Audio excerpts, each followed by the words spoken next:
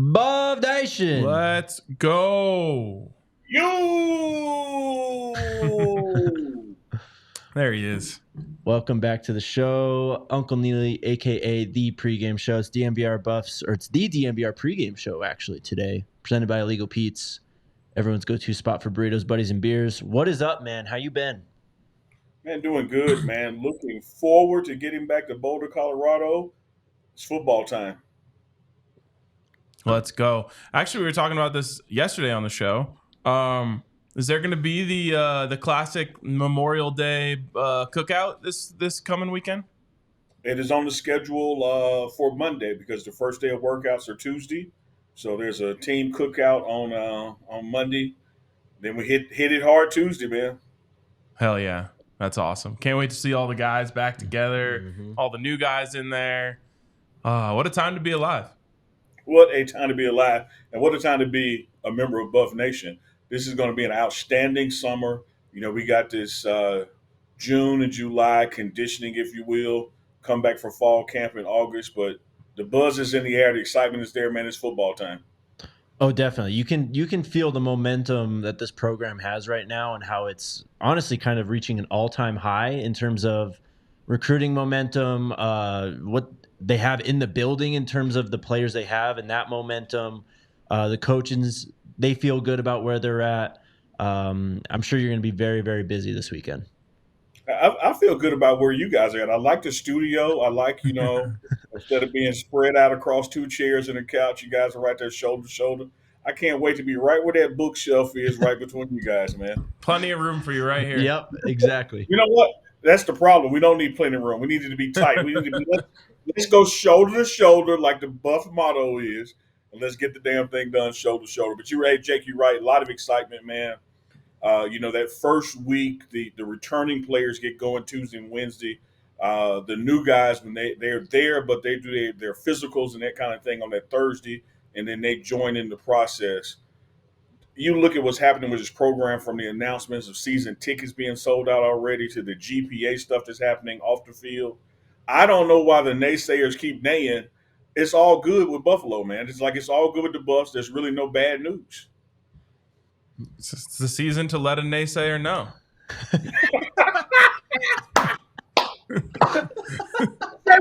Shirt that. Oh my God. I just gotta go on the shirt. I need a 3X now, man. I got I think Jalen Miller already has that market cornered, but we can get you one of his. That was so good. Different vibe if we rock it. No doubt. I like it. All right. We'll get into Juju. There's been a lot going on there. I'm interested to hear what you have to say about that. But we're going to start today. We talk about a lot of guys, a lot of players on this football team, some more than others, and some are deserving of it. But who are the guys that we are not talking about enough? Who needs more shine? We're going to go through 5 of them. Let's talk it out. Who's the first guy you got? Oh, wow, man. First of all, hell of a concept for a segment. Whether it is DNVR or the pregame show, well off me to reach the people. We do an outstanding job, if I can pat ourselves on the back, about really highlighting players and spreading the shine, so everybody gets their time in the sun that's deserving. But having said that, there are some guys I think that not necessarily under the radar, but because of so much attention with people coming in, that we kind of focused on them and not so much we got.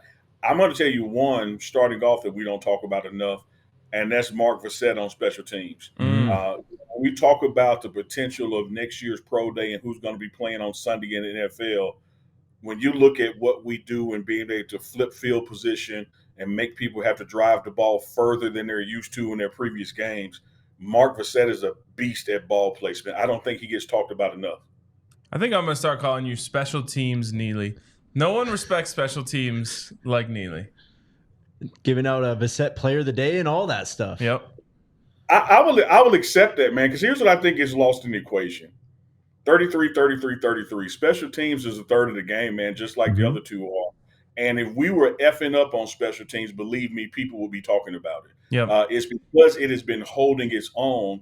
And we did a poor job last year of playing, complementary football where we have the defense do well for the offense, or special teams do well for the defense, or the defense take advantage of the special teams, excellent play and give it up on a big run. I think we're poised to play some complementary football this year, and therefore I think people are going to recognize what a job Mark Fassett and the punt team and kickoff team does by pinning people back.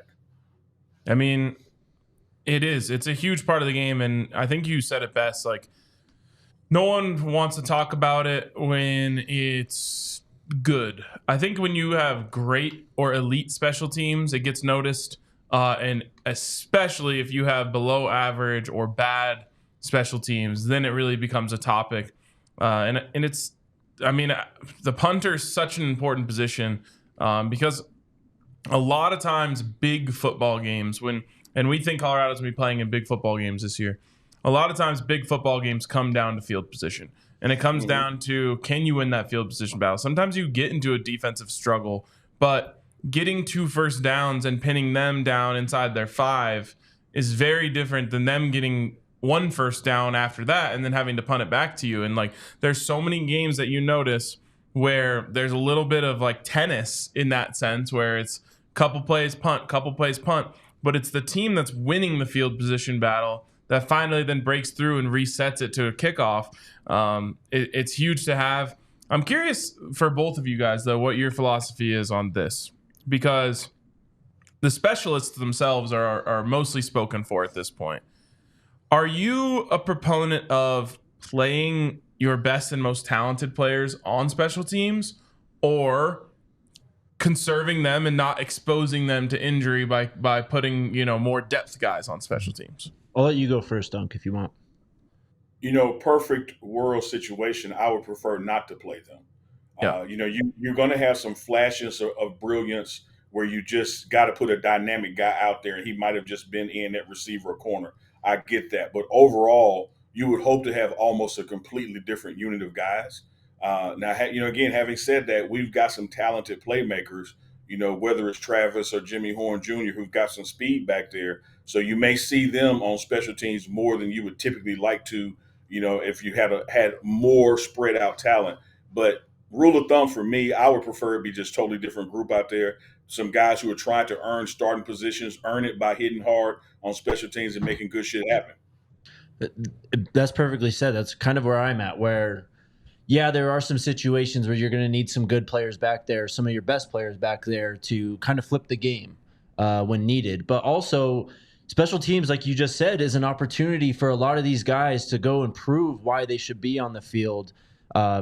Terrell Davis, that's how he earned his spot on the Broncos roster, going down making a tackle on kickoff.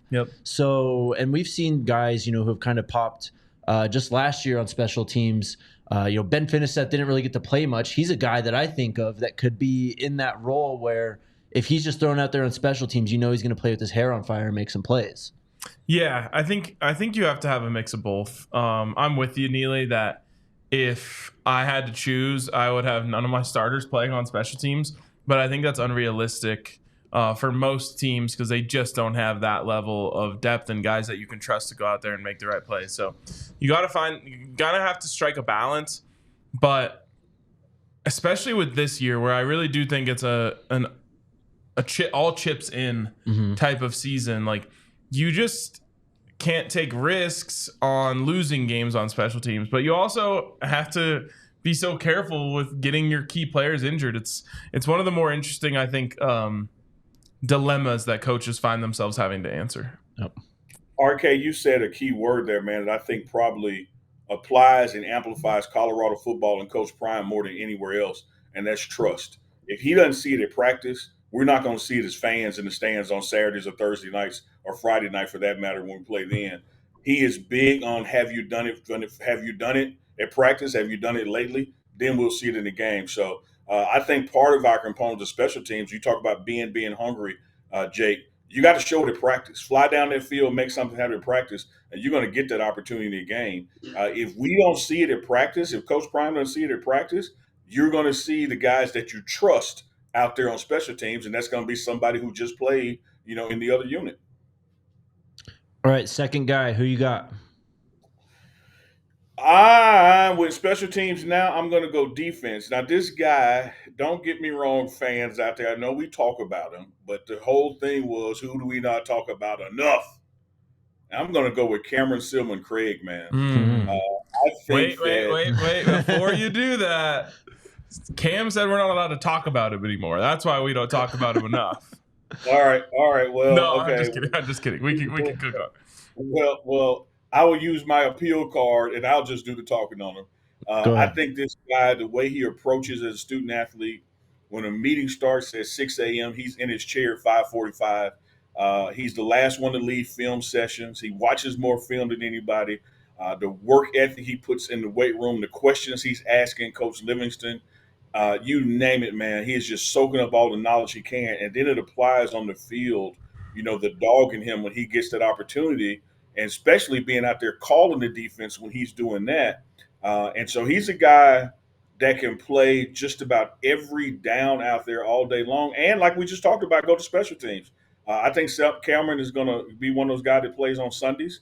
I think that people look at his size and underestimate him, but the beast that's within him, the dog that's in him, his tenacity, he loves making a hit. Shiloh gets a lot of the talk about headache gang CEO, but when you look at just that form tackling, making a hit, reading and reacting well, man, Cameron Silman Craig does not get enough shine, even though we don't talk about him because we didn't talk about him, and he said don't talk about him. The world needs to be talking about him. Yeah, I mean, I'm going to talk about him against his wishes.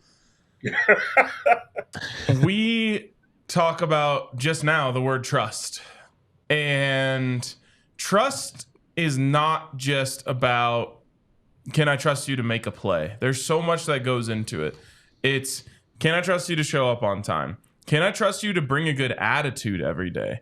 Can I trust you to encourage your teammates? Can I trust you to bounce back from a bad play after you had one and have a good play and keep your head on straight? Can I trust you to keep your cool on the field if something goes awry? I mean, there's 100 things a coach needs to trust a player on, and I don't know how many guys actually check all 100 boxes when it comes to, can I trust you? Can I trust you to know the scheme? Can I trust you to tell it your teammate? I think he might check every single trust box. And with that, you talk about trust. I think accountability is a big part of that too. Yep. And I think Cam is one of the most accountable people on the roster. And with that, I think he holds his teammates accountable too. He knows what the standard is in the program. He's been one of those guys with Coach Prime since he first got to Jackson, So he truly gets what this program is about, what the coaches are expecting out of him, his teammates, just on a day-to-day basis. And really, I think we saw what Cam was all about in the first 2 weeks of the season last year. He doesn't play in TCU. He spoke about that, how that kind of motivated him. He goes out in the Nebraska game, thrust into that starting role when Slusher was out. He gets I think a forced fumble and a pick in that game. Well, and he made a tackle on the first 2 plays of the game. Yeah, I mean, he truly let that. What he told us was, I had to look in the mirror at that point and say, I never want to feel this feeling again. Yep, that's accountability. That's all the above when it comes to what Coach Prime expects out of his players. Woo! You nailed it. That was it, man. Trust and accountability. I love it. He's that guy. I don't think he gets talked about enough. Nobody tell Cam we talked about him. Yeah, no one tell him. Don't share him. Don't share this with him. All right, let's take a break. We'll hit the other side of this right when we get through this. Shout out to Volo Construction. They came out and hung out with us for the spring game, and they're known for kind of building it up brick by brick. What Coach Prime likes to do here at Colorado. Love it. Volo Construction is women-owned and have experience working as insurance adjusters, so who better to understand the process? They specialize in all things roofs, gutters, siding, and paint for your home here on the Front Range, and you know exactly where the Front Range is, right, Unc? I'm a Front Range expert. If you get lost, call me. I will let you know if you're on the Front Range or not. It is hail season out here in Colorado, so if your roof or gutters need attending to, hit up our friends at Volo Construction. With Volo Construction by your side, you can rest easy knowing that seasoned professionals are championing your cause. Let them help you rebuild and restore your home with confidence. Don't wait. Reach out to Volo Construction today. You can scan that QR code on the screen or call 303-578-8551.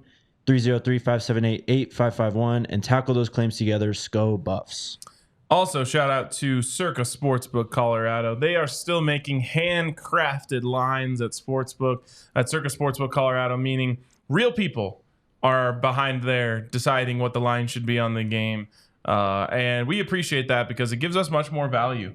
And whether you're betting on golf or you like an underdog in UFC or baseball or whatever it is, or even if you like to play the favorites, you're going to get a better deal at Circa Sportsbook Colorado. And the more you bet, the more that pays itself off. We did this in March Madness where we only bet on the underdogs.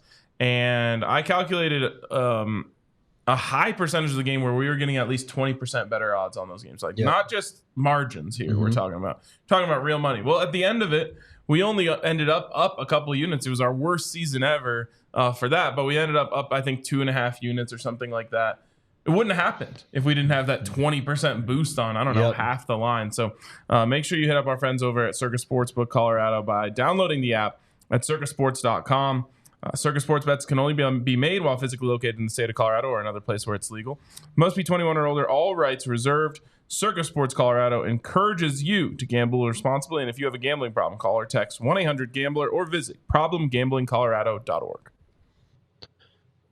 All right. Much love to Circa.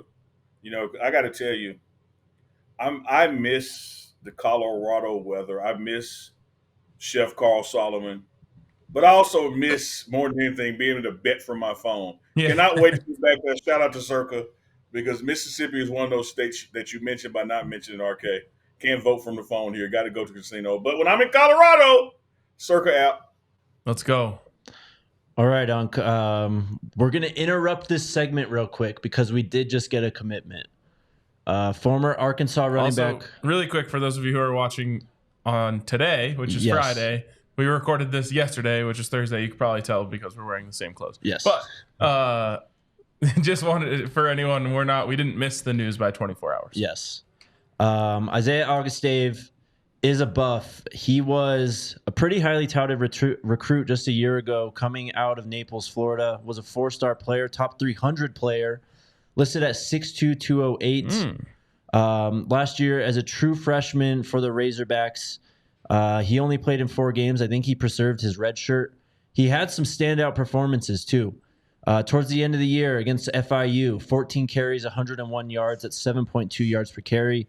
And then in that last game of the year against Missouri, he had 15 carries for 80 yards and a touchdown, also caught 3 passes as well. You knew another guy was coming in, and this is another guy who is going to be, or he was, very highly touted as a recruit, was able to show some of his skill set at Arkansas last year, and now enters the Buffs backfield. Yeah, let me just start here. I'm just guessing. I'm guessing they're going to have him as a 3-star transfer. Mm-hmm. I think that's wrong. I'm already telling them they're wrong before they even do it. I think this is a 4-star transfer. And why? I'll tell you. Comes in as a 4-star player out of high school. Plays limited snaps. But I think in that time proved that he lived up to the billing, that he lived up to that caliber. Went out there and balled out against FIU, and then back in SEC territory, had a great game, over 5 yards per carry as a true freshman against Missouri. This is a high caliber player who I believe has already shown he can play at this level and has all of his eligibility. It's kind of a perfect transfer. Absolutely. Your thoughts, Unc? I love it, RK. I think you're spot on. I think that sometimes, particularly when it's us, when it's Coach Prime, when it's Buff Nation, they look for reasons to drop a guy down that's coming to us. But when you haven't done anything to hurt who you are because of limited opportunities, even because of injury, and then when you did get opportunities, you made the most of them, I think whatever your star status was, that remains intact. So here's a guy who's coming in who clearly can help us get better in depth and in performance. And a rising tide lifts all boats, man. The running back room just got better because everybody else is going to step up a notch too. Interesting kind of style. I don't know. 6'2", 208. A little bit taller, a little bit more upright as a player.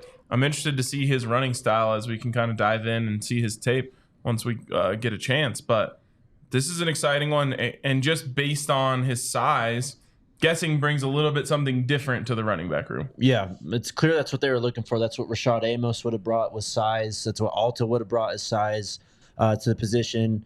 This guy's going to bring speed to the table too, though. Ran an 11.01 100 as a junior in 22. He's a track athlete, top 300 player. And he was recruited by everyone, man. Arkansas, of course, Florida State, Indiana, Maryland, Oklahoma State, Mizzou, Tennessee, Utah, and many, many others. Let's go. Let's go. Love it. Love it. All right, Unc. Your third player who needs more buzz that we aren't talking about enough. All right, so this one kind of has an asterisk by it because I understand why we haven't been talking about him enough. And by we, I mean the fans out there. We talk about all the players. This guy had a little injury issue, and so that took away some of the need to discuss him. But we really should be discussing right now going forward, because we haven't discussed it enough this spring, is the impact that Carter Stoudemire is going to have for this defense. When you look at his skill set, you look at his size, the genetics. Dad played in the NFL. The tutelage that he has with Coach Prime and also with Coach Kevin Mathis, the impact that this guy can have on defense. And to give you an example of it, you saw some of it potentially even in the spring when you're able to move Travis down and let him check the slot and do creative things with Travis, because now you got corners you can trust because you upgraded the room. A healthy Carter Stoudemire makes this team so much better with the ability factor and the trust factor in the secondary. We need to be talking about him more this past spring and this summer, because he's going to have an impact this fall.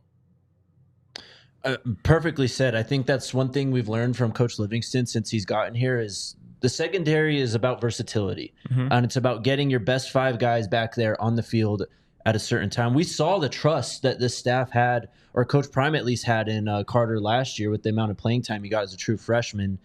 And I really think, I love that you brought him up, because I think he's not talked about for a few reasons, because he didn't play well because he was hurt at times last year. And that really affected people's perception of him. And so I'm really excited to see him bounce back this season. Absolutely. And I think that one of the great things about Coach Livingston's defense is he's going to ask guys to do what they're good at and put them in situations where that can be accentuated.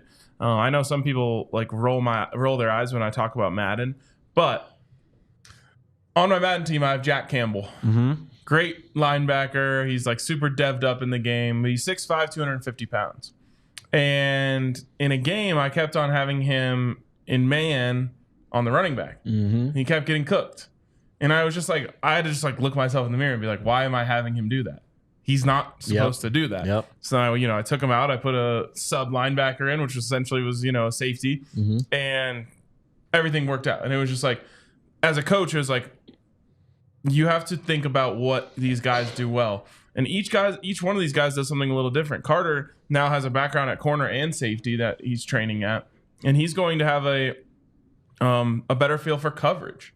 And so, you can use him in that role. Whereas if you're looking for someone to get down in the box and play a little closer to the ball, maybe Cam is the better option. It's like as a coach, sometimes you just think they'll figure it out and you have them out there in your scheme. But I think what this team has is a lot of guys who are good at different things. And I think if Coach Livingston is doing his job to the best of his abilities, he's going to be pulling those guys out and say, okay, we want to go with this coverage right now. Carter, this is all you. This is what you specialize in. I'm putting you out there to do what you're good at. I love that concept, man. Last year we were standing over a toolbox and we needed a hammer and all we had was a screwdriver. And I don't know if you know this, but you can hold that screwdriver by the screwdriver end and hammer a nail in with the handle. It is not the best tool for the job, but you can indeed hammer a nail with a screwdriver. Well, this year, we got the right tools for the job, and we have some specialization. We can put a guy in the situation as you just articulated, RK, beautifully articulated. Oh, man, this situation calls for this skill set, and we got a guy who fits that perfectly. Get your ass out there. Instead of in the past, like, I hope this works. I'm just sending the best tool I got, but it really ain't the tool for the job. I need some pliers and this is a wrench, but let's see what happens. Totally different structure, thought process. coaching style, talent style now with the depth. That's why, I got to say Carter is a guy that needs to be talked about more. Well, and it goes back to trust, right? It's like sometimes there are coaches who feel like they can only trust their starters. And because of that, you're going to end up asking your starter to do something he's not great at because you'd rather have him out there than someone else. Mm-hmm. But it's up to the players to build the trust with the coaches so that they can say, okay, I feel comfortable taking off the guy that maybe I trust the most because he's actually not as good at this specific skill as this other guy, and I know I can trust this guy to do what he's good at. So I'm excited for these players to get that opportunity. They all kind of have a clean slate with Coach Livingston other than the spring to prove to him where and why he should trust them. Next guy, Uncle, you got? Oh, man. It's getting a little thicker, getting a little more thought process to it, wading into some territory where these are some guys that we probably have talked about. But again, we're talking about who do we need to talk about more because we didn't talk about them enough. I'm going to go with Preston Hodge, man. Mm-hmm. I'm going to go defense again because the plays I saw, let me preface this. Because, again, coming from Coach Prime's mantra, if I don't see it in practice, I don't believe I'm going to see it in the game. And the things I have seen Preston Hodge do at spring practice, whether it was the player-led practice or the coach-led practice, this guy is a playmaker, man. He finds the ball and he does something with it when he gets it. I can't wait for Buff Nation to see this guy in real-time live action this fall. I think he's one of those guys that came to this program and immediately uplifted the room with his experience and his thought process and ability. Preston Hodge isn't talked about enough. I mean, we saw it in the spring game. I think he had 2 passes broken up. He was sticky in coverage. He was able to get in position and make plays on the football. The guy proved it at Liberty last year. Yeah. He's just going to have an elevated stage, an elevated platform this season to prove that he's just the player that he's been, really. Yep. I would be interested, if/when we get him on, if he kind of has that same feeling that Nakai Hill-Green has, which is, I know I'm one of the best. I just need the platform to prove it, and that's why I came to Colorado. Yep. And there's a lot of guys who are like that, and I'm super excited for them because they're going to get that opportunity. The first time they set foot on the field and put that uniform on and run out behind Ralphie, the entire country is going to be watching them. Yep. And they're going to get a chance to put on display what they are so confident in, what they believe in. One little note about Preston is we had him at our table when we went to the Primetime Elite dinner. He's not big in size, but he kind of is in stature. I was surprised by his shoulder width. Yeah, he's broad. And that makes you understand why he works so well in the slot, because he has the quickness that you need to play inside there, but also you have to be able to take on a blocker once in a while. You have to be able to shed a block and go get something done in the run game. He kind of has the perfect size for it. I love that. I was just gonna say, kind of reminds me of Chris Harris Jr. a little bit. Yeah, nice. From that perspective. I was gonna just echo that, man. I love that assessment of him. Like you can be led to believe that he's a small guy, but he is not a small guy. Being at the right place at the right time, ahead of schedule. Laws of physics. I'm moving faster than you. I beat you to the spot. I'm gonna knock the hell out you. And so when you put that aspect of his game in there, I love what he brings to the table. I love his ability to break up passes, but also get interceptions. He ain't just getting in place and knocking it down. He's reading it well and breaking on the ball. And that's what you see from him in practice, and I know we're going to see it in the game. Cannot wait, man. He's running the 2.4 too, so he's earned that. That's a great corner number. Last guy, who we got? Woo! I'm going to give you this one, but I think I'm going to need some honorable mentions after this one, man. Okay. I still got some names in my head, but here's a guy, and again, we fit this category. We have discussed it, don't get me wrong, but I'm planting the tree on, we didn't talk about it enough, and we still should be talking about it. Just as we were going to start talking about it, the running back room went into all kinds of upheaval in a matter of days, and it was just all over the place, and now it's rebuilding, it's all over the place. But to have a true freshman come in early and to make the impact that Michael Welch made this spring, I don't know why we were ever acting like this running back room was in danger when you still had him. This guy is a stud. He looks for the contact. He loves the contact. He loves bowling people over. The running style that he brings to the table, his body mass and stature, low center of gravity. I don't think we talked about Michael Welch enough, particularly when the running back room was churning. We weren't talking about, man, we still got a dog in there, and he's a true freshman. I like to talk about Michael Welch a lot. He's probably the reason why the running back room started churning in the first place, is because Micah came in. Well said. Good He point. put guys on notice, bro. I mean, straight up. Like, they saw him getting all these carries. He started playing with the first team. Like, that says enough in and of itself. And just from what we've learned after that, from talking to Coach Hicks, from Coach Flea's interview that he had not too long ago, I mean, this is the exact type of player, exact type of person that they're looking for at CU. Yeah, and I talked about this a little bit on the day that you shared some of the excerpts from your article with talking to his coach, and I basically said what Neely said, which is when all of the drama was happening around the running back room, it became easy to forget about the bird in hand, and it's kind of very fitting for Micah because he's like the ultimate anti-drama guy. Yep. He's just about that action.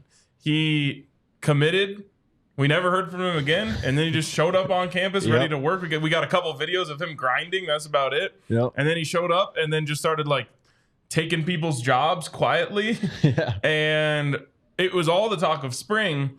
But of course, the news is always going to distract. And so Dylan leaves, Alto leaves, Hayden comes in, Amos comes in, Amos leaves, Augustave comes in. Like, there's just so much moving around, but there he is, that solid pillar that's just been there all along, just getting his work in, getting work done. I saw the video of him the other day of him standing one-footed on the trampoline, catching one-handed passes. Balance drills, man. Love it. Yeah, I'm really excited about him, and I think you said it best, Jake. We probably could have just ended right there.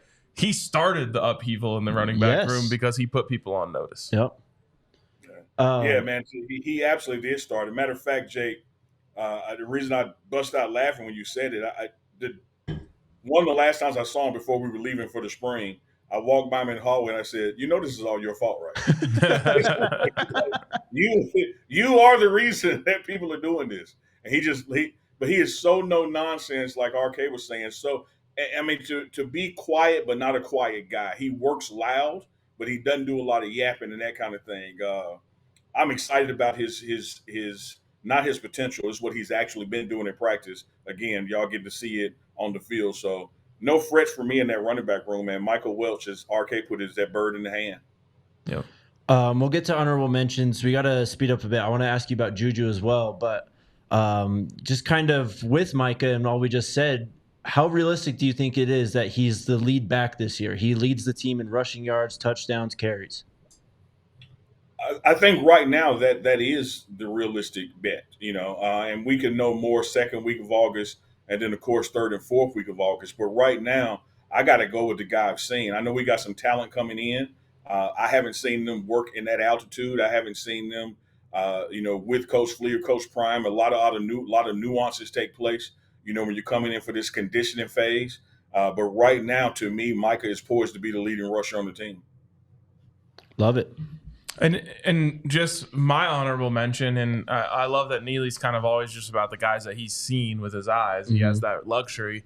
I think Dallin Hayden maybe hasn't gotten enough for the same reasons I just talked about, of there's so much movement that it's just easy to forget about the guy who came in, committed, and also kind of helped start the wheels turning here in this running back room. But, man, you go back and watch some of those clips of him playing at Ohio State.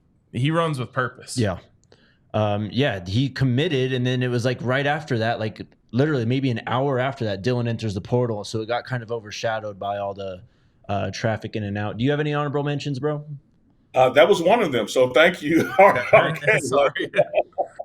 My other honorable mention was a duo from the offensive line. We keep on talking about this upgraded offensive line. Particularly, we talk a lot about Khalil Benson and Jordan Seaton, as we should. And I think in that conversation, Justin and Tyler Rock, they kind of get lost in the multiple discussion table, particularly with Tyler Brown not only going to truly experience being a Buff this year, having him right next to that true freshman and being able to echo that call and help him out, the leadership that he's going to bring to the table. We're still in a situation that we should be talking about Tyler Brown just as much this summer as we were last. last was all about the waiver and was it going to happen, but this year should be about his immediate impact that he's going to have on that line because we finally get the rock to play. Yep. I love it. And, just to circle back to the word of the day, trust. I mean, you talk about trust and Tyler Brown. He might be number one in the rankings of who you can trust when it comes to all those things, putting the work in, uplifting his teammates. And I find it to be very poetic for Tyler's story that he saw all the guys that came in and said, okay, well, maybe I need to widen my skill set a little bit. Maybe I have a better chance to playing at center. I'm willing to do whatever I have to do. Learn a new position, but then also stayed sharp at his natural position. And when he got out there and got to prove both on the field with the guys that are around him, seemingly locked himself in as a starter at his natural position, left guard. But there was never any ego of saying, no, this is my position. Yeah. It was, okay, I'll do whatever I have to do to help the team. But in the end, it really was his position. Yeah, true team player, really. That is well said, RK. That is brilliantly said. I love it. All right, there you go. You got one? We each have one. I'll throw one out. And it's someone who we actually get told a lot that we don't talk a lot about, and it's Jeremiah Brown. Just what he did in the spring game. We saw the type of player he was at JSU. We didn't get to see it too much on the field last season, but it just feels like he's gotten a lot more comfortable. I think he's maybe settled into a bit of a position too, just talking to Coach Hart about off ball. We'll see what happens this fall camp, but he's a guy who I think is really settled in and is going to be playing a lot more this season. It's a great one. I think there's something to JB that there's a little similarity with Cam. Last year, whenever Cam was on the field, I just felt comfortable. I'm like, I just know there's a dog out there. Yep. And he is just going to play with his hair on fire and, almost make the other team fear him and know where he is. I think JB has a little bit of that to him as well. Yep. Of just like, I know if you put JB out there, you're not going to have to worry about hustle to the ball, playing to the whistle, all of that stuff. Like, he's bringing 100%. And we've talked about it for a while. Like, he's fast. He's legitimately fast out there, and he can play fast as well. So I'm excited for him. One last point, and it's something that comes up a lot when we talk about Coach Livingston and this defense and the change from Coach Kelly. Like, Coach Kelly ran a complex system, and it was his system that the players were having to learn and adapt.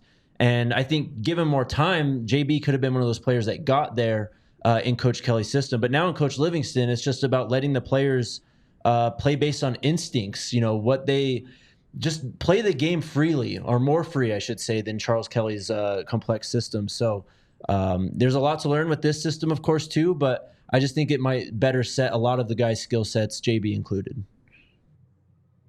I love that, Jake. I think that is a perfect bow because Coach Kelly, and this is not disparaging him, it's just two different styles. Right. Coach Kelly had a defense that if you're going to be playing with him 2, 3, or 4 years, man, you're going to the lead because you have mastered something complex.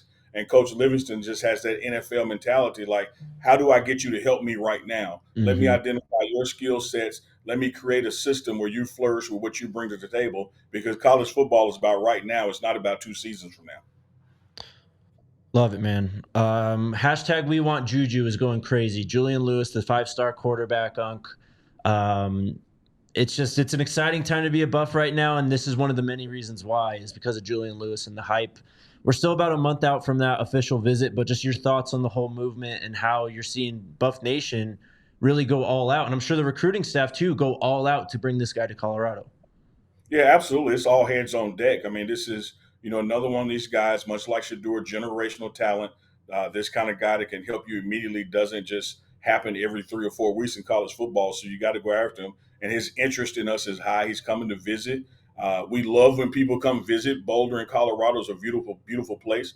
People get to experience and see the amount, or whether it's not like they say it is, and it is beautiful here, and there's nightlife here, and there's restaurants, everything that you want from a college experience. So I think when he gets that visit, the needle's going to point up even more. I would also say this: there's probably not a better program in college football in 2024 that if you're coming in as a quarterback that are going to have more eyes on it right now than Shedeur Sanders, and thereby more eyes on who the heir apparent is for Shedeur Sanders. So if you wanted to inherit some reins, you wanted to inherit a huddle and a locker room, what better place for you than Colorado to hit the ground running, and the nation is once again watching to see what that guy did that replaced the number one draft pick going into this year. So I love the way it's set up. I think Juju brings everything to the table we need and beyond. What a wonderful day it would be. So Buff Nation, stay on them. Keep the tweets going. Keep the hashtags fired up. It all matters in recruiting. Yep.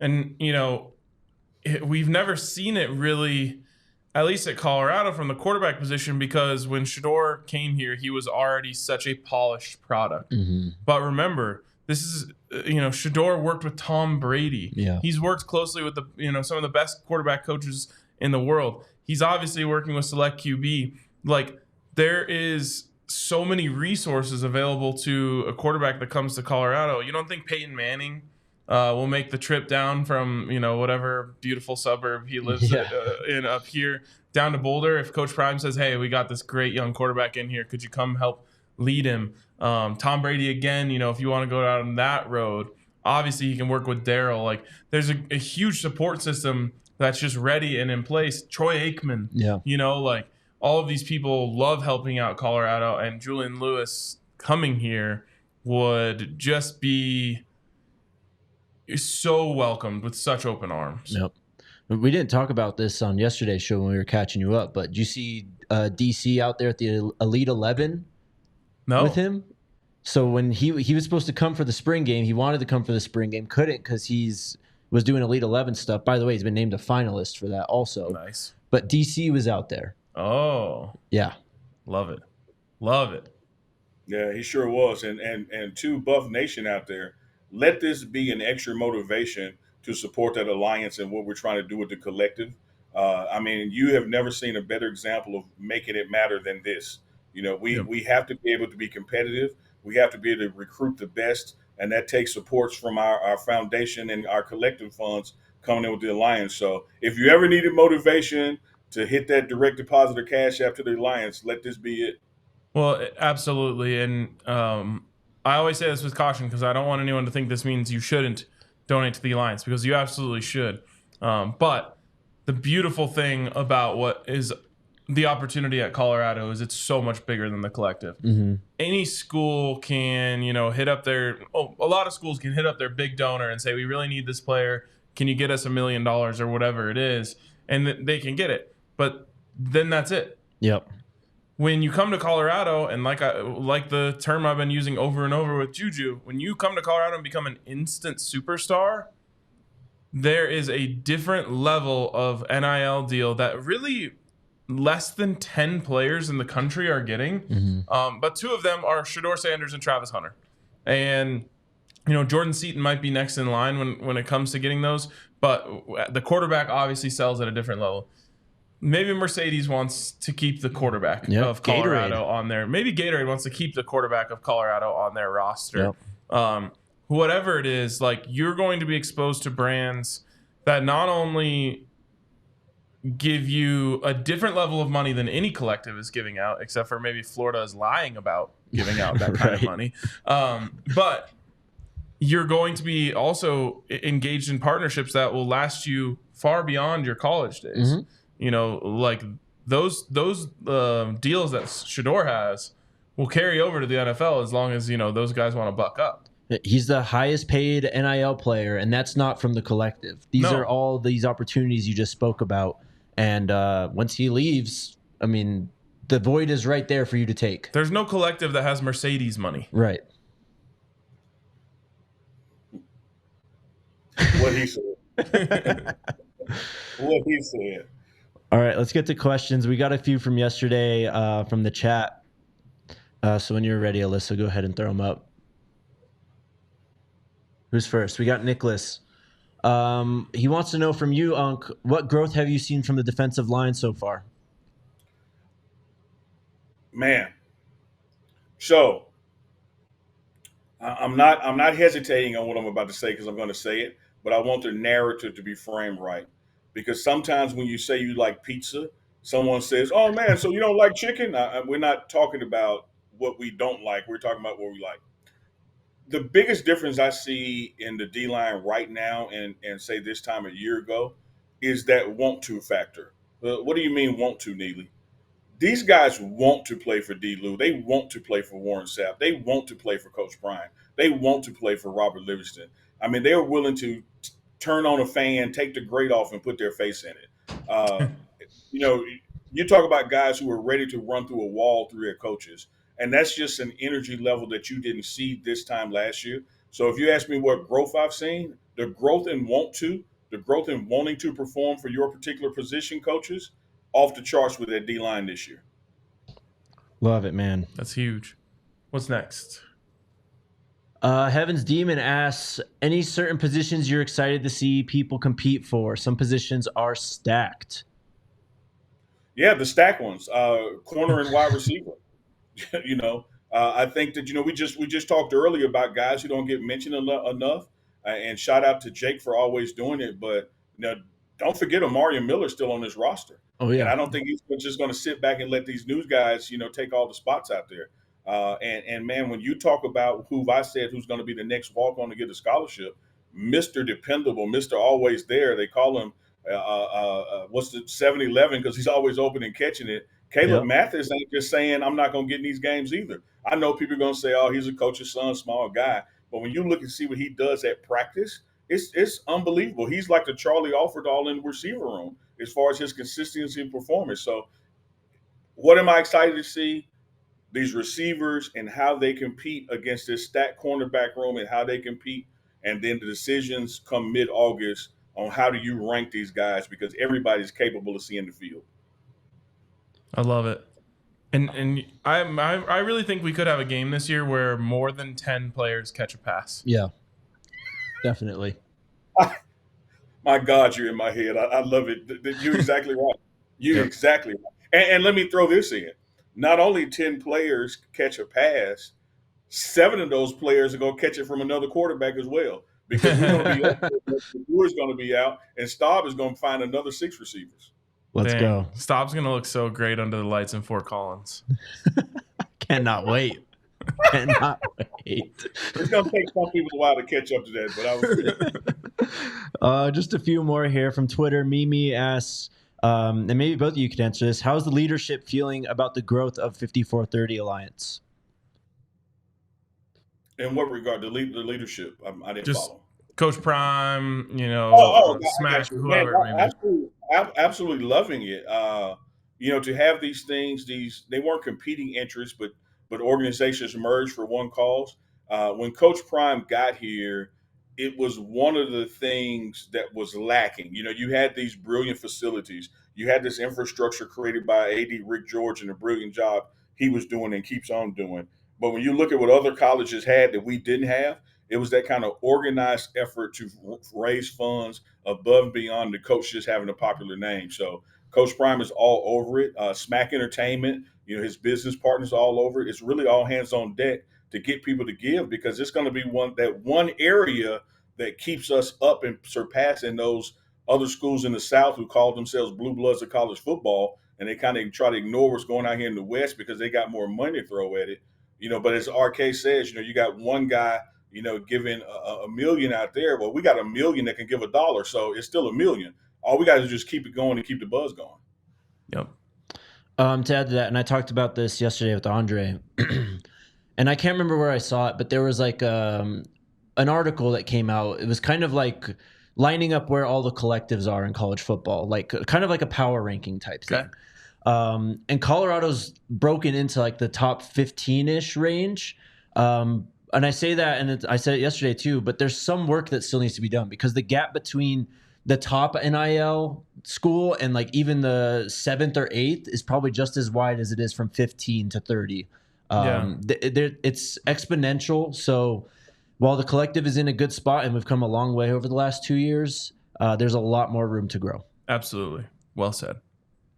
Yeah, I love that disparity, calling on that, because it's one thing to celebrate us being in the top 15 because, 18 months ago, we weren't in the top nothing. Yeah. But you have to look at those gaps. And I would challenge, folks out there to, particularly Colorado alums, who know people who are on the board of regents and that kind of thing.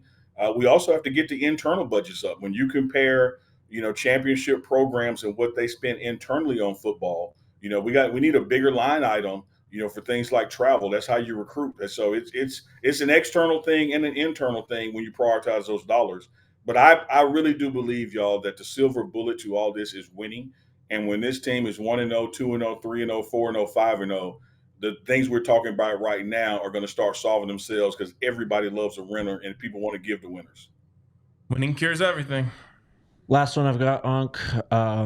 Hawkeye on Twitter asked, can we get a schedule prediction now with the new roster additions? Yeah, we'll get to that here in the near future. But also he asked, are we looking to add another safety for depth? And I feel like we're pretty good at safety at this point. I'm just curious what you think about that. Yeah, I agree with that. Anything can happen. The portal has a deadline to entry. It doesn't have a deadline to exit. And so, you got all the way to when school gets ready to start where players can come in. But I think safety from a talent standpoint, depth standpoint, and the cerebral standpoint, I think if there's any place where we're strong, it is that position. Agreed. All right. Anything else? I'm good. All right, man, just like you guys, and I can't wait till next week. I get to touch on you. Yeah, man. Can't wait to see you down back here. We got some cool stuff that we're planning out. And yeah, just really looking forward to having you back here and getting this thing rolling again, man. It's time. Yeah, and my edibles, my in-studio edibles. I will get you some dialed-in gummies. Trust me, I got you. And to everyone, enjoy your weekend. Happy Memorial Day. Yep. We'll catch you on the other side. Yeah, we will be back on Tuesday. We are off on Monday, so we'll see you then. Enjoy the weekend. We'll see you soon. Let's go Buffs. Let's go Buffs. We all silly like the mayor.